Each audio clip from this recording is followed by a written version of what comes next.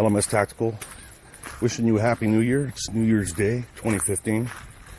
Okay, hey, the subject today is going to be about weapon retention, but I want to give a disclaimer and let you know that there's certainly no way that I can teach a course or certify anybody to do anything by way of a YouTube video. So by all means, understand that this is not something that this is not something that you're going to get skills. This is more of an overview on the subject to plant the seeds in your head so that you can go seek training should you so desire. All right, so this is just a brief description of some of the things that I think people need to know when it comes to the subject of weapon retention. What is weapon retention? As some of you might have guessed, it's retaining your weapon. I'm just kidding. The subject comes up a lot where police officers shoot unarmed quote-unquote people. And it always drives me crazy to hear, the Al Sharptons of the world go on and on about how could you shoot a unarmed person. And as I've said in other videos, a person's only unarmed until they're armed. And remember now, cops carry at least one, in most cases two. I would hope cops are carrying a backup. When you're fighting on the ground and there's a weapon on your belt or in your hand, 9 out of 10 times the fight is going to come down to control of that weapon. I mean, I've always said that anybody that's willing to punch or kick a cop is also willing to kill him should the opportunity arise. But weapon retention is not strictly for law enforcement. This comes down to really anybody that carries a weapon concealed. Certainly anyone that carries a weapon open carry style, or somebody that disarms a bad guy, in the process of committing a crime against you. If you take that person's weapon, you want to keep it. There's also ways to disable a person's weapon when you are in the midst of a struggle for possession. Hopefully it's not too windy here. It's getting windy, which is usually I get home and I put this on the computer and the wind is so loud you can't hear anything. So, let's say that, you're standing at the ATM and you never listened to anything anybody ever said about situational awareness, and somehow some dirtbag got up on you and now he's got a revolver, keyword being revolver, and he's pointing it at you, demanding your money. Certainly, no amount of money is worth dying over. The only reason I would attempt to disarm somebody like that or disable their weapon until I could get my own into action would be if there were other circumstances that made me, and you got to sum this up quick. A lot of it goes with just instinct and training. But if there's any reason to believe that you're going to be killed as opposed to your money or your life, nowadays it's your money and your life, and that's just a reality. People are bloodthirsty these days. Bad guys. Rule number one when disarming somebody or disabling a weapon: if you can't reach it, don't try it. Don't try it, because remember the lag time. That's going to affect the suspect or the person with the gun as well as you. So you got to make it work for you. If you just lunge out in the middle of a quiet moment, that's not going to cut it. Before making any move at all, any move whatsoever against somebody that's armed, two things that have to be in place. One, he needs to be close enough to where you can reach the weapon, and you're 100% sure about it. And two, his lips have to be moving. The fuck is it? Every time I make a video, a train comes by. Fucking secret government trains that come by just to listen in on my video making. I'm on to you, copper. I'm on to you. So, the basic hypothesis is that if somebody's lips are moving, their brain is transmitting information to their lips, and they got to say whatever it is they're saying and think about what they're saying, even if they're saying shut the fuck up. The minute their lips start moving is when you strike, because that's going to allow you maximum use of the lag time that they're going to experience. In the middle of robbing you, they're thinking of what they're going to say, shut the fuck up. The minute that brain is in that mode, and now you're reaching for the weapon or you're coming in, it's got to process what's happening. It's got to process and react to it, and that's the lag time you're looking for. Let me wait for it to calm down around here. So, the suspect is close to you. The bad guy, the robber, is close to you.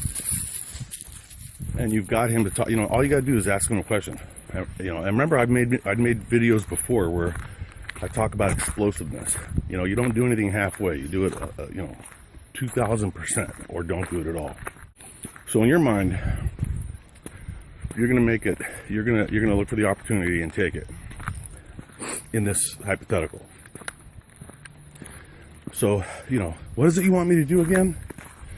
Give me the money. Shut the fuck up. Turn around. Whatever. When the minute his lips start moving, and you're sure you can reach that weapon, I wish I could demonstrate this. You're going to lunge. If you're facing him, you don't want to be squared with him. You want to step. Let's just say that you're facing him. He's pointing a revolver at you. You want to step in with your left foot, bring your right foot back behind you so that you're sideways, you're bladed off, giving less of a target. In that scenario, you'd use your left hand to grab the wrist and push toward your right, at the same time coming up underneath that revolver with your right hand and grabbing the cylinder. Now, not too many people are using revolvers these days, but there's enough of them out there that you should be aware of a very simple way to prevent the discharge of the weapon. If you have a revolver and you're going to practice this, you're going to make sure it's unloaded and there's no ammunition in the same room that you're in. Whether you're doing this with yourself or someone else, you check, you recheck, you check again. And then that person you're with checks, rechecks, checks again.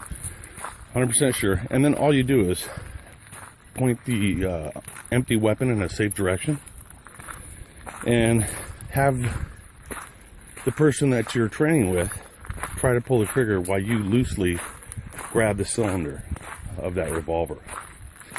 And what you're going to learn, and surprisingly to most people, is that you know, a 5-year-old could have a strong enough grip to prevent that cylinder from cycling or indexing. Now, what if it's in a semi-automatic? You know, what if it's a Glock? What if it's a whatever, Colt 45? Okay, well, chances are, unless you get the web of your hand between the hammer and the cartridge, one shot is going to be fired, and that's why it becomes imperative to give or to present as little of a target as possible. So you're pushing with your left, you're stepping, at the same time you're stepping sideways, so you're going from, wait a minute, Charlie, I got a dog on a leash here, so it's kind of hard.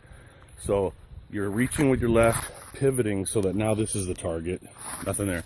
And then with this hand, you know, I'm coming up. Now, if I can get the web of my hand between that hammer, that shouldn't be a goal because that's just too small of a target to aim for. But if it happens, you got lucky. What you do is you're going to grab that semi-automatic the same way you did the revolver. Yes, a round is going to be fired. Yes, your hand's going to get burnt. And yeah, it's going to hurt. The good news is, it ain't no big deal. And the second piece of good news is that now that weapon has malfunctioned.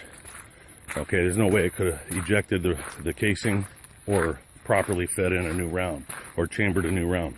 That's important for you to know if you don't have a weapon, because you're going to take that weapon from the suspect or the bad guy and use it against him, which means you've got to tap and rack and bring that weapon, make it operable again, and it's got to happen fast while you're putting a little bit of distance between yourself and him. This might be way too much to grasp, you know, in this short video. So, you know, again, this is not a how-to. It's just letting you know that this type of stuff exists, and then I suggest you seek out training for it. You know, maybe I'll get my son or somebody to videotape me, and I'll do a little bit of it on a video. But it takes practice, and it takes continued practice. Because like everything else, these skills are perishable, and with enough time, they tend to go away. You want to go walking this way, Charlie? Let's see what time it is. Yeah. When you have your own weapon, because we're talking about weapon retention, or we're supposed to be, but my mind just scattered. Charlie, this way. One of the things you never want to do when you got a guy covered down and you get your weapon on somebody, let's say you're holding him for the police, you catch him in your house, whatever reason, you've just shot them and they're injured and you're holding them in a, you know, until, like I said, until law enforcement gets there. One of the things you never want to do is this. You don't want to be extending your arm toward a suspect, especially when they're on their feet.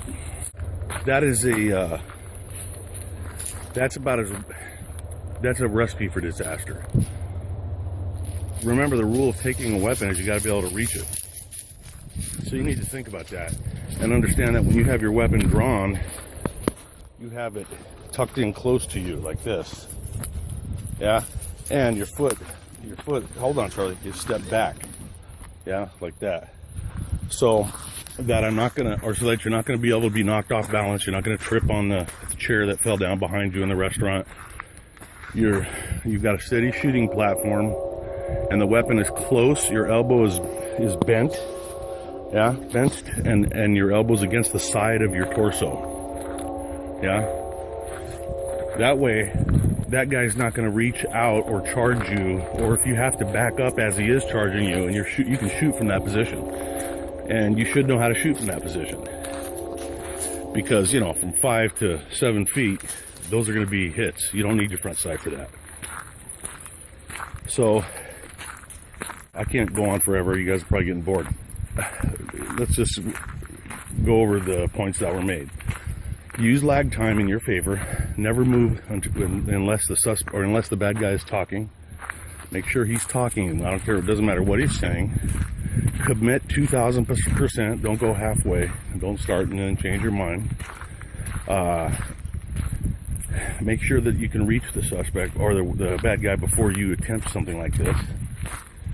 And make sure you prevent your weapon from being taken from you by keeping it close to your body and, you know, with your elbow bent and against your side when the suspect is in close proximity. Obviously, if you're shooting it out across the street or you're covering down on some suspects that are, you know, in your front room and you're down the hallway, no, you don't bend your elbow and shoot from the side. You know, that's when you'd use the front side. I'm talking about when they're within, you know, 5 to 10 feet of you. Probably closer, more like 5 to 7. Anyways, I hope you got something out of that. Let me know if that's an interesting topic or if it bores the shit out of you. And like I said, hope everybody had a good New Year, and I hope everybody has a great 2015. And I hope you guys are excited about the resolutions that you made. I know I am. All right, Element Tactical, I'm out.